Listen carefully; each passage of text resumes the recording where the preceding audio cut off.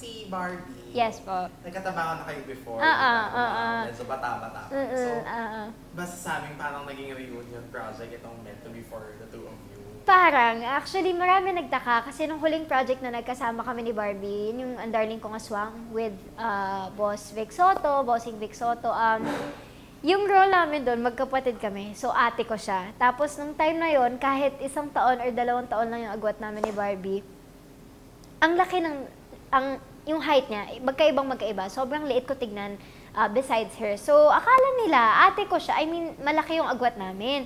So, ngayon sabi nila, parang magpinsan kayo ni Billy, magkaedad kayo. Parang nakita ka namin sa Ang Darling Kong Aswang na ang baby mo pa noon. Sabi ko, hindi, magkaedad lang kami halos ni Barbie. Ayun, reunion project talaga to. Tsaka, wala bata pa lang, simula nung una nagkita kami ni Barbie, ang ganang loob ko sa kanya. Kaya, wala, parang, ang saya-saya ko na siya yung katrabaho ko ngayon talaga. Walang problema. Sobrang saya katrabaho ni Barbie. Naman ang pangyayari. And now, I'm happy na kapuso na ako.